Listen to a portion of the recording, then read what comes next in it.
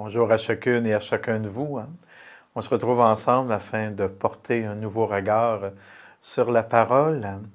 On est en plein cœur du carême, de cette période de l'année où on est invité à s'approcher davantage du Seigneur, à relire nos attitudes de vie, que ce soit dans nos gestes, dans nos paroles d'aumône, dans nos temps de prière, dans ce temps de relation avec Dieu, avec les autres. Dans une période aussi qui est trouble, depuis déjà quelques années, quelques mois, on voit que du côté de l'Ukraine, de la Russie, d'Israël, la Palestine, on voit ces situations de guerre. On voit des situations de violence qui sont vécues à quelques endroits dans le monde, les changements climatiques qui se continuent, etc., etc. On sent que notre monde est en mouvement et nous autres aussi, bien sûr, que ça nous affecte, ça vient nous faire bouger intérieurement. Peut-être que ça nous déstabilise aussi. On a vu aussi depuis quelques semaines, avec l'annonce concernant les allégations envers le cardinal Lacroix, diocèse de Québec, d'autres situations aussi qui sont vécues. On est ébranlé, on est questionné dans nos relations les uns avec les autres. On est questionné dans nos situations de confiance également.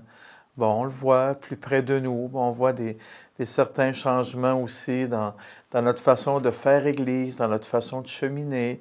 On le voit actuellement avec tout ce qui se vit, tout ce qui se discute autour du presbytère, de l'Église de Saint-Charles, etc. Ça concerne non seulement les paroissiens et paroissiennes de François d'Assise, mais ça nous rejoint dans nos propres parcours de foi. Et parfois, des événements comme ceux-là, qui viennent nous questionner, qui viennent nous chambouler, on voit que ça vient aussi amener certains d'entre nous à prendre des décisions, à continuer dans nos chemins de foi, dans nos vécus de foi, dans nos vécus de communauté, etc. Des personnes font le choix aussi d'arrêter des cheminements de foi parce qu'arrivent dans la société, plus ou moins proches de nous, des événements qui nous remettent en question.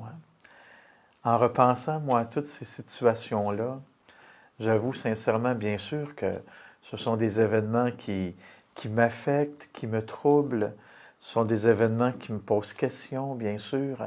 Ça vient heurter ma foi, ça vient heurter ma confiance dans les autres, dans le système judiciaire, etc. Et me revenaient des paroles de Thérèse d'Avila. Thérèse d'Avila, donc, qui est une des grandes saintes de notre Église, qui est reconnue comme une grande écrivaine, mais comme une docteure de la foi, parce qu'elle a comparé la foi à un château intérieur avec les 7 demeures, etc.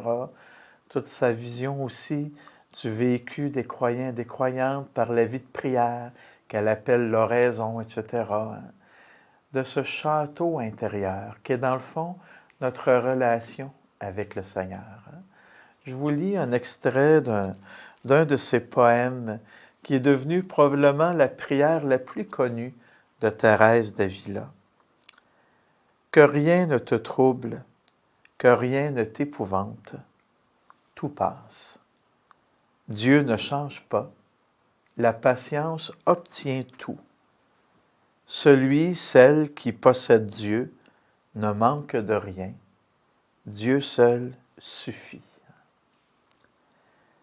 Je considère que ces paroles de Thérèse d'Avila, elles résonnent beaucoup puis elles font sens dans ces situations qui nous ébranlent actuellement, dans ces questionnements qui sont peut-être les nôtres, dans ce qu'on pourrait même appeler une certaine crise de foi, dans le fond, parce que ça vient toucher notre relation à Dieu. Quand ça touche notre relation aux autres, notre confiance en l'être humain, ça touche notre relation à Dieu, d'un Dieu qui est présent dans l'humanité qui est la nôtre. Et quand moi, personnellement, je repense à Thérèse d'Avila, je repense aussi à la ville d'Avila où elle a vécu. Une ville, quand on s'y rend encore aujourd'hui, on y retrouve une très, très belle muraille. On y retrouve une fortification du Moyen Âge qui était là à l'époque de Sainte Thérèse. Et on peut facilement s'imaginer, puisque son couvent, le premier couvent qu'elle a vécu était à l'extérieur des fortifications, puis un autre couvent où elle a été la responsable. L'abbesse, donc la mère abbé de ce couvent, est à l'intérieur des fortifications.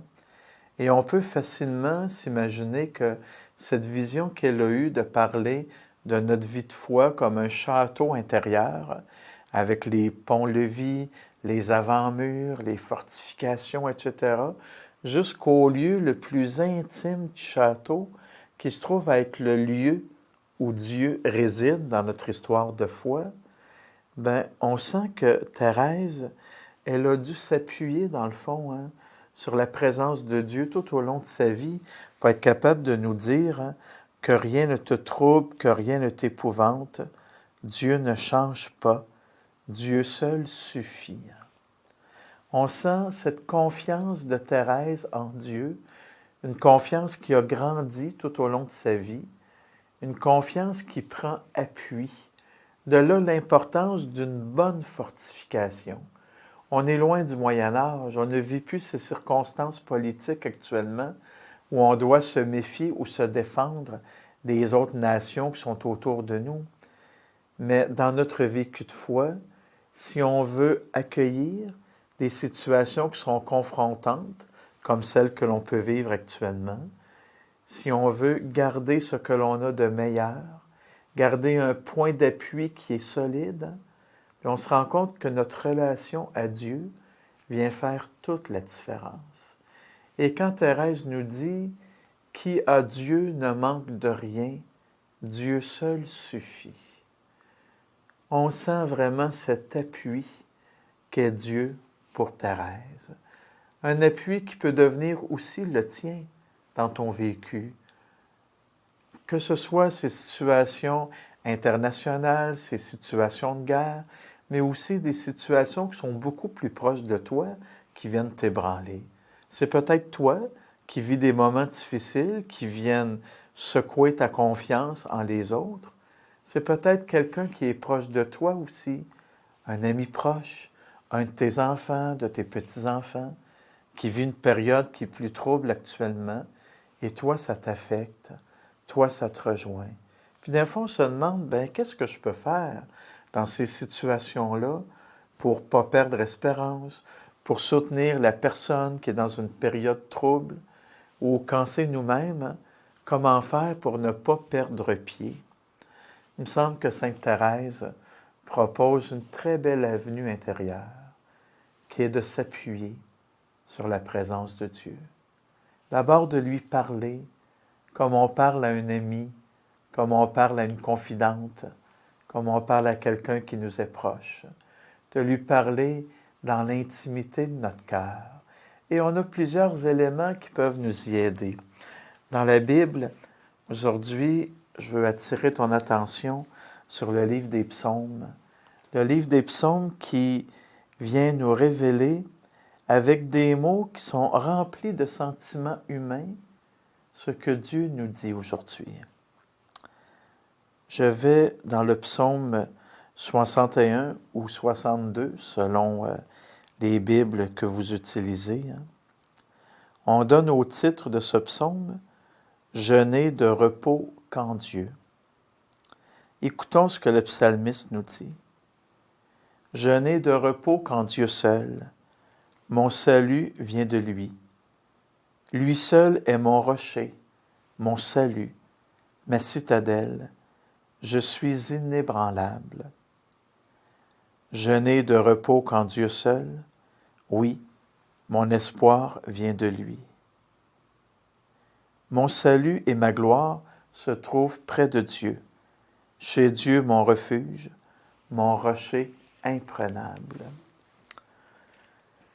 Je te souhaite que dans la suite de ce temps de carême, à la fin du mois de mars déjà, on va célébrer Pâques, que cette vie qui vient de Dieu, cet appui solide pour vivre ton quotidien, puisse-tu y voir une présence qui renouvelle en toi la vie, qui devient une solidité dans ton parcours, et que Dieu t'accompagne, lui qui est ta forteresse, ton rocher imprenable, qu'il t'accompagne et qu'il te bénisse. Au nom du Père et du Fils et du Saint-Esprit. Amen. À la prochaine.